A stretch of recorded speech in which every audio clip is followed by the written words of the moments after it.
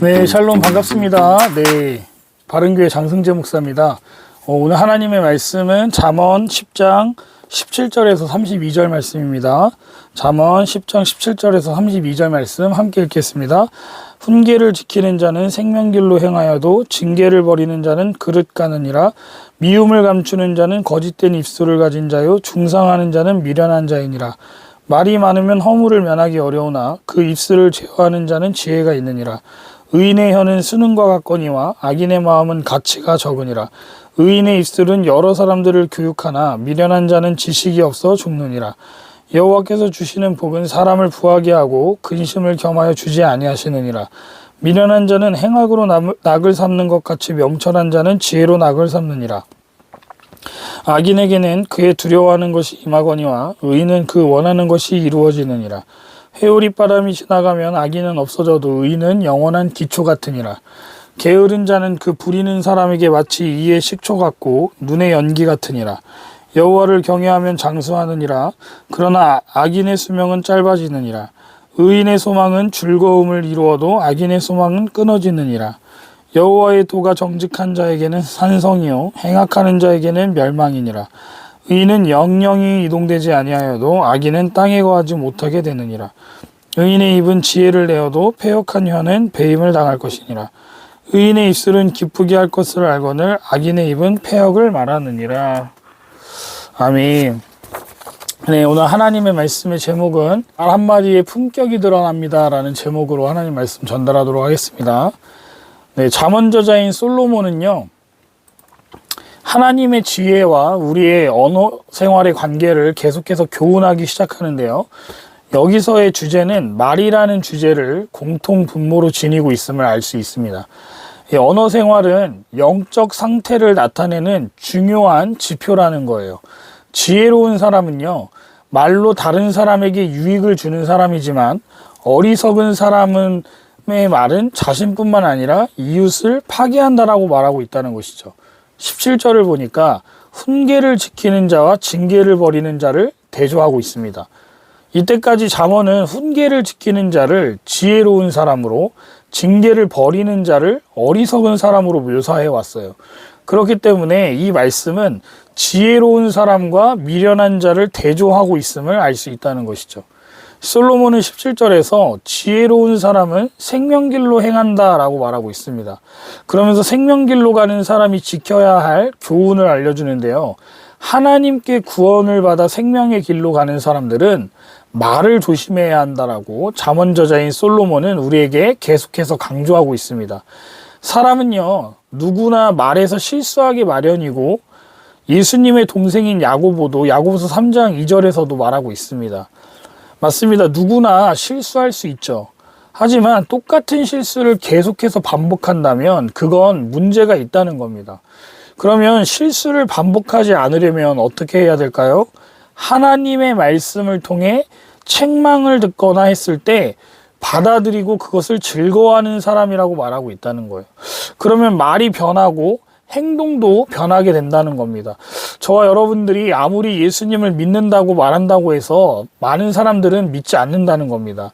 예수를 믿는다는 것은요, 말이 아닌 삶으로 보여져야 된다는 거예요. 그러면 반대로 미련한 자, 악인은 어떻게 할까요? 징계를 버린다라고 말하고 있죠. 이 버린다라는 말은 떠난다라는 의미를 가지고 있습니다. 하나님의 말씀을 듣기 싫어한다는 거예요. 그리고 이어서 그릇 간다라고 말하는데요. 이 말의 뜻은 방황한다라는 뜻입니다. 그러니까 미련한 자는 자신이 어디로 가야 할지 방향의 길을 잃고 갈팡질팡한 인생을 산다는 걸 의미하고 있습니다. 그러면 지혜로운 사람은요, 말을 조심해야 한다고 했는데 구체적으로 어떻게 조심해야 하는지 솔로몬의 교훈을 통해서 좀 더 살펴봅시다. 18절입니다. 미움을 감추는 자는 거짓된 입술을 가진 자래요. 중상하는 자는 미련한 자라고 말하고 있습니다. 이게 무슨 말일까요? 저와 여러분들 중에 주변에 꼭 싫어하는 사람 한 명쯤 있지 않습니까? 사람이 살다 보면요, 누구를 미워할 수 있습니다. 그리고 굳이 그 미워하는 마음을 그 사람에게 표현할 필요도 없지 않습니까?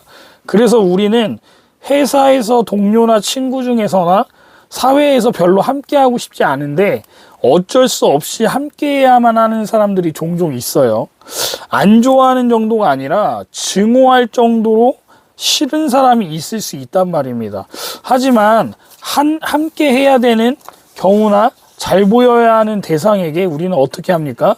어쩔 수 없이 가면을 쓰고 웃으면서 가식을 떠는 모습을 보이지 않습니까? 그걸 지금 솔로몬은 미워함을 감추는 자, 즉 숨기는 자는 거짓말을 하고 있기 때문에 위선자라고 말하고 있다는 거예요. 잠언은 사람이 솔직하게 말하는 것이 중요하다고 지금 우리에게 가르치고 있습니다. 그러면 우리는 어떻게 하라는 걸까요? 그 사람이 지혜로운 사람, 즉 내가 해주는 권면과 교훈을 들을 만한 사람이라면 반드시 말을 해줘야 된다는 거예요. 왜냐하면 그 사람이 왜 미움을 당하는지 알 권리가 있다는 겁니다. 또한 알아야 고칠 것 아니겠어요? 그렇기 때문에 미움을 감추고 침묵하는 것은 거짓된 입술을 가진 것과 같다고 해야 할 말을 하지 않는 것도 나쁜 것이라고 우리에게 가르쳐주고 있다는 거예요. 그리고 이어서 중상하는 자도 미련한 사람이다 라고 말하는데요. 이 중상하는 자라는 말은 일부러 돌아다니면서 남에 대해서 악성 루머를 퍼뜨리는 사람을 말하는 거예요. 지혜로운 사람은요, 말을 신중히 하고 절제해야 한다는 겁니다. 어리석은 사람은요, 스스로 돌아다니면서 말을 옮기고 다니는 사람들이라는 거예요. 18절에서 솔로몬이 말하고자 하는 교훈은 말을 해야 할 때 하지 않는 사람과 말을 하지 않아야 할 때 하는 사람을 비교하면서 둘 다 어리석다라고 말하고 있는 거예요.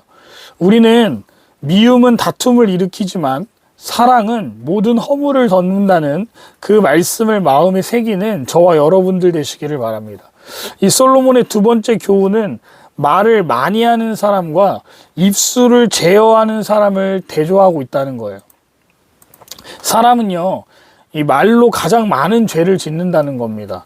이 구절을 18절과 이어서 해석을 하면 본문에 많은 말이 중상하는 말을 포함하고 있다는 것을 알 수 있어요. 그렇기 때문에 말은 지혜로운 사람과 어리석은 사람을 구분하는 가장 중요한 요인이라는 겁니다. 말이 많으면요, 허물을 면하기가 어렵다라고 말하고 있어요. 허물을 면하기 어렵다라는 말은 죄를 멈출 수 없다는 뜻입니다. 말은 양떼와 같아서요, 양이 많을수록 길을 잇는 양이 많아지는 것처럼 말이 많으면 끊임없이 죄를 짓게 된다는 겁니다. 그렇기 때문에 입술을 제어하는 사람은 지혜롭다는 거예요. 이 제어하다라는 말은 하고 싶은 말이 있더라도 자제한다는 뜻입니다. 이 말이 많으면요, 죄를 많이 짓게 되니까 죄를 짓지 않는 슬기로운 삶을 살려면 말을 아끼고 자제하라는 가르침인 거예요. 말을 해야 될 때와 하지 않아도 문제지만요, 그런 경우는 흔하지 않다는 겁니다. 오히려 말을 하지 않아야 될 때 해서 죄를 짓는 경우가 더 많다는 것이죠. 그러니 자나깨나 말 조심하시기 바랍니다. 내뱉어도 괜찮을 것 같은 말도 다시 생각해 보시길 바라요. 천국에 가는 그날까지 우리는 날마다 점점 더 거룩해지는 성화의 길을 걸어가야 합니다. 그 가운데 말도 점점 더 거룩하게 변해가야 된다는 거예요. 하나님이 오늘 본문을 통해 우리의 말실수를 떠오르게 하시고 또 지적하며 꾸짖으신 게 있다면요, 그 꾸지람이 듣기 괴롭고 인정하기 힘들 수 있어요. 그렇지만 겸손한 마음으로 달게 받고 말을 계속 고쳐나가시는 저와 여러분들 되시기를 바랍니다. 그러면 우리의 입에서 나오는 말을 듣는 사람들은요, 우리가 예수님의 제자임을 알게 될 것이고요, 우리 모두 될 것이라고 성경이 말하고 있습니다. 우리 모두 말씀을 기억하면서 말 한마디도 늘 조심해서 하는 저와 여러분들 되시기를 주님의 이름으로 축복합니다. 이제 솔로몬은 예수님을 따르는 제자라고 하는 것을 사람들에게 인정받는 것도 중요하지만 더 중요한 건 하나님께 인정받는 것이라고 22절부터 32절까지 설명하고 있습니다. 우리가 왜 말을 조심하고 행동을 조심해야 할까요? 우리를 보고 평가하는 사람들은 항상 우리 곁에 있지 않지만 하나님은 항상 우리와 함께 하시면서 우리를 감찰하고 계시기 때문이라는 거예요. 23절에서 말하듯이 미련한 사람은 나쁜 짓을 하는 일에 즐거워하지만 하나님이 함께 하신다는 사실을 아는 사람은 하나님이 싫어하시는 악을 기뻐할 수 없다는 겁니다. 대려 24절에 나오듯이 하나님이 원하시는 것을 소망하면서 산다는 겁니다. 하나님을 항상 의식하면서 살아가는 건 어찌 보면 피곤하게 느껴질 수도 있을 겁니다. 하지만 그렇게 살아가는 것이 생명의 길로 가는 삶입니다. 그래서 예수님께서 마태복음 7장 14절에서 말씀하시지 않았습니까? 이 길은 매우 좁기 때문에 찾는 사람이 적다고 말이죠. 그러니 끝까지 하나님의 길에서 벗어나지 말고 일평생 하나님을 경외하며 하나님이 주시는 복을 누리시는 저와 여러분들 되시기를 바랍니다. 그렇게 생명의 길을 걸으면서 하나님께 인정받고 살다 보면요, 그 길 끝에서 하나님께 칭찬받는 날이 오지 않겠습니까? 생명길로 예수님을 따르는 제자의 삶을 살겠다고 마음먹는 건 누구나 할 수 있습니다. 하지만 그 길을 끝까지 걸어가는 건요, 쉽지 않습니다. 하나님을 의지하는 사람만이 할 수 있다는 거예요. 항상 말조심하고 하나님께 인정받고 애쓰고 수고하며 노력하는 저와 여러분들 되셔서 하나님께 내가 거룩하니 너희도 거룩하라고 하신 그 말씀을 붙들고 사도 바울처럼 나는 날마다 죽노라 라고 했던 그 고백과 삶의 일치가 우리에게도 나타나기를 주님의 이름으로 축원드립니다.